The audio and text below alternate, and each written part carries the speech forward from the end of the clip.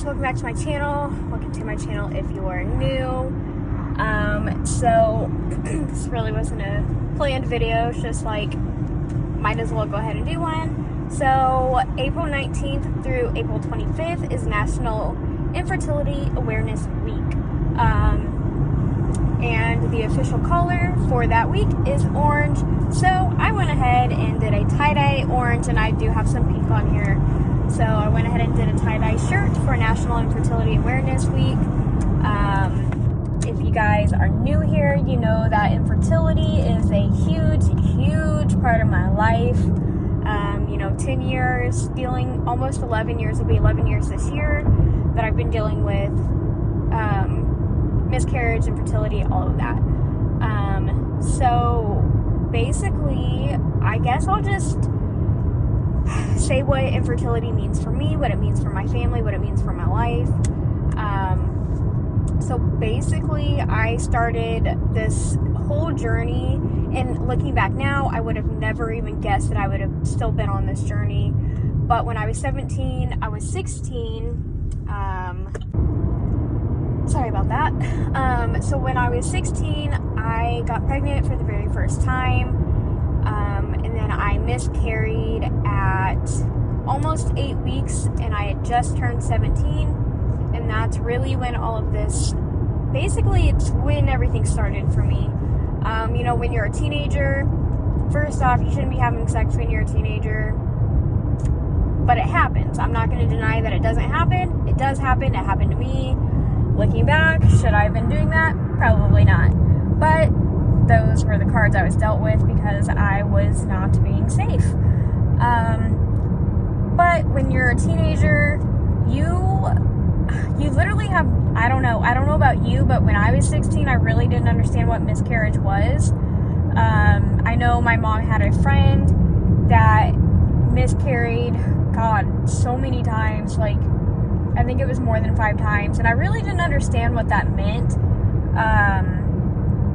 I just know that she really struggled to have a baby. But still, in my 16-year-old mind, it just didn't register that was so common. And then I went through it. And when you go through something like that at a very young age, man, it affects you the rest of your life. Let me just say that. It was probably one of the hardest things I've ever been through. Being so young, not really having a huge support system. I had my mom and my sister, and that's basically it. But that's what really started off this infertility and miscarriage for me. I went on to miscarry again at 19, my second miscarriage at 19, and then by a miracle, I got pregnant with my daughter right after that second miscarriage, had her at 20, and then I went on to miscarry again. I was 21, almost 22 when I miscarried for the third time. And then, my ex-husband and daughter's father, we split up. And then by 2016, how old was I? I will be 28 this year. That was 4 years ago. I'm really bad at math. 2016. So 4 years ago, I was 23. I was not yet 24. My husband, he was my boyfriend at the time. We got pregnant on our second round of Clomid, and that resulted in a possible twin pregnancy that ended in miscarriage at nearly 11 weeks. And then I miscarried again in 2018 on Christmas Eve. And then I miscarried in 2019, May and June. So I had 2 back-to-back chemical pregnancies in May and June. Have not gotten pregnant again since.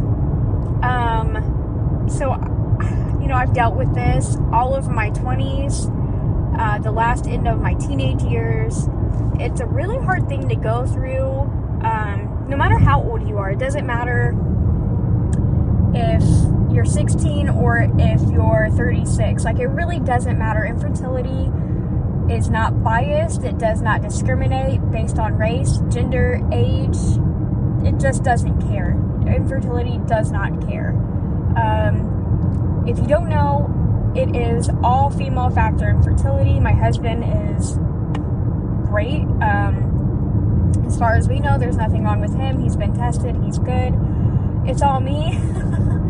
I do have PCOS. I do have unexplained infertility, miscarriage loss. I've lost 7 pregnancies. And, you know, it's a big part of my life. It's a big part of my family. You know, we just did our 2nd round of Clomid. And I can already tell you this month it did not happen. I just know based on how many times we were able to, you know, get busy, it just didn't happen this month. And you know what?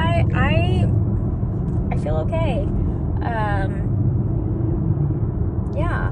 I didn't think I would be this okay with not getting the days in that we needed, but you know what? Sometimes you just have to take that L. Sometimes you just have to let it go and give your body a break and give your partner a break, because you know it's not all just about me, it's about him too, and sometimes it's just too much pressure, and that's perfectly okay.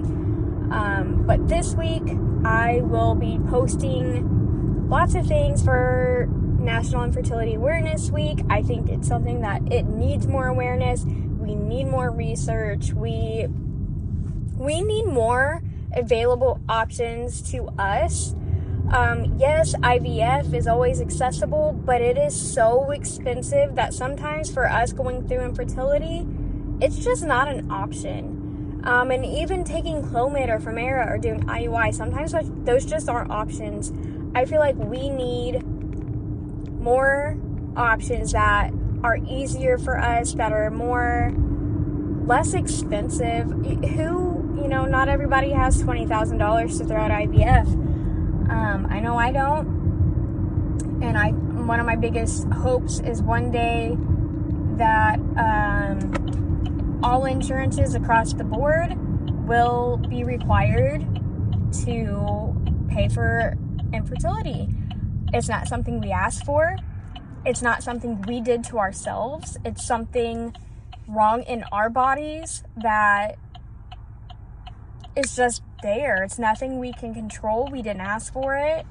I don't think it's fair that, you know, if we can't afford IVF or IUI, that, well, having a kid's not necessary. Well, it might not be necessary to other people, but for us, it is necessary. It is something that we want. It is something that we long for. But yeah, that's my spiel. Just keep a lookout on my Instagram page. I will be posting stuff there all week. And if you participate in Instagram, show me, tag me in your pictures of you wearing orange or whatever. I would love to see them. So yeah, that's what I got, and I'll talk to you guys later.